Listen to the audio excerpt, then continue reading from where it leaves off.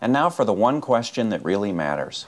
Who decides to drink 44-ounce sodas and eat big bowls of sugary cereal and large orders of fries and then go home and sit in front of the TV and eat more sugar and more starch instead of taking up a sport or just going for a long walk?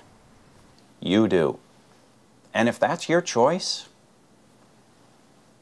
So it is, and I think for the most part, a very sincere blindness to the possibility that other people might just have different values and preferences than they do. I love hamburgers. I love French fries. I love Coke. I love to go in there. And, you know, there are times when I eat these meals, even though I know that this is not the healthiest food for me to be eating.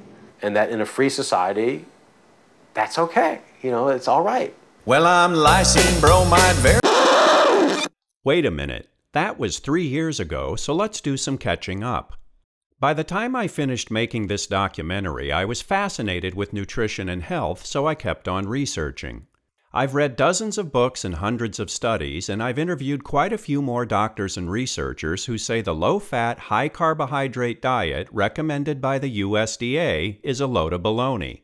Yes, a lot of the so-called experts still believe in the lipid hypothesis, but every year there's more and more evidence that they're wrong. Here's what one group of researchers had to say after going back and examining all the relevant studies. There's no significant evidence for concluding that dietary saturated fat is associated with an increased risk of coronary heart disease or cardiovascular disease. Meanwhile, there have been several clinical studies comparing diets that are low in carbohydrates versus diets that are low in both calories and fat. And guess what? The low carbohydrate diets keep coming out on top. People not only lose more weight without counting calories, they also improve their risk factors for heart disease and metabolic syndrome more than people who go on low-fat diets. As a result, more doctors and scientists are coming around to the same conclusion. Dietary fat was never the problem. The problem is too many refined carbohydrates. And that message is finally starting to show up in the mainstream media. So, am I still on a low-carb diet? Yes, but with some important changes. When I was shooting Fathead, my main focus was on limiting my carbohydrates to around 100 grams per day. So if I could eat a hamburger bun or some fried chicken strips without going over the limit, that was okay with me. And for some time after finishing Fathead, I continued eating what I now call low-carb junk foods. Low-carb bread, low-carb ice cream, low-carb pasta, low-carb dessert bars, and so on. Well, not anymore. In the past couple of years, I've become aware of researchers and authors who promote what they call a primal diet or a paleo diet. The idea behind these diets is based on evolutionary biology, and in a nutshell, it goes like this. Yes, you may talk on a cell phone and surf the internet, but genetically, you're almost exactly the same as your caveman ancestors.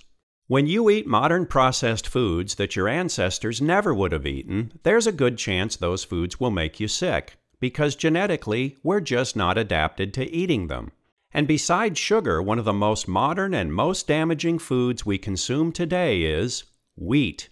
What we have today, called wheat, is not what we think of, that is this 4.5, 5 foot tall plant that stands up to your shoulders in a grown adult. It is a 2 foot tall, short, stocky plant that has a very large seed head, a very thick stalk, but yields about 10-fold more per acre. So this was introduced in the 70s. It caught on gradually. Many farmers, by the way, thought this thing looked weird and didn't want to grow it in the late 70s, but once they saw the incredible increase in yield, they rapidly embraced it in the early 80s, such that by 1985, when you went to the grocery store and bought bread, cookies, cakes, pretzels, crackers, anything made of wheat, virtually all of it came from this high-yield, semi-dwarf strain. Okay, so today's wheat isn't the same as your grandmother's wheat. So what? You cannot change a plant to this incredible degree, often using bizarre and extreme techniques, without changing its underlying genetics and biochemistry. We know that multiple proteins in wheat, the gliadin proteins, the gluten proteins, the lectin proteins, probably the glutenin proteins, the whole long list of new proteins that are just different perhaps by a few amino acids, but as any allergist will tell you, it just takes a shift of a couple, a handful of amino acids in a protein, and it can make the difference between no reaction and a fatal reaction. So we know that there have been extensive changes introduced into the wheat plant. Now we're seeing the downstream consequence. We're seeing this incredible surge in diseases. And I wouldn't have even thought to put two and two together until we saw what happened when we took wheat out of the diet. When I stopped eating wheat and other grains, I waved goodbye to several annoying health problems. So I'm still on a low-carb diet, but it's a diet based on unprocessed whole foods. Meats, eggs, seafood, fruits, vegetables, and nuts with a little bit of full-fat dairy. I only eat fast food on rare occasions, and when I do, I skip the hamburger buns completely. My lifestyle has also changed. When I was making Fathead, I lived in Burbank, California, right next to Los Angeles. When my daughters started school, I asked myself a question. Do I want my kids to grow up to be LA kids? Would I want to grow up here? So we moved across the country to a small town in Tennessee and eventually bought a small farm. We've started raising more of our own food, and we shop for eggs in our own hen house. The eggs are delicious. Both of my daughters live on diets that are high in fat and relatively low in carbohydrates. Of course, that means we're feeding them almost exactly the opposite of the diet recommended by the USDA. The result? Both of my girls are lean and strong and energetic, they're almost never sick, and they've never had a single cavity. And they somehow manage to get straight A's in school, even though the experts say kids need lots of carbohydrates to fuel their brains. I don't go for long walks at night anymore because, frankly, I'm afraid if I walk around our fields after dark, I'll trip over a rock or step on something with fangs. So now I get in my walking by playing disc golf on my own land. My daughter Sarah is getting pretty good at the game, and I'm, not bad. I also go to a gym once a week and lift weights using a slow-motion training method recommended by people like fitness trainer Fred Hahn and Dr. Doug McGuff. Thanks to the better diet and the better workouts, I'm leaner and stronger than I've been in decades. I know I'm never going to win any hot body competitions, but considering that I'm 54 years old and spent most of my adult life as a fat guy, I'm pretty happy where I ended up.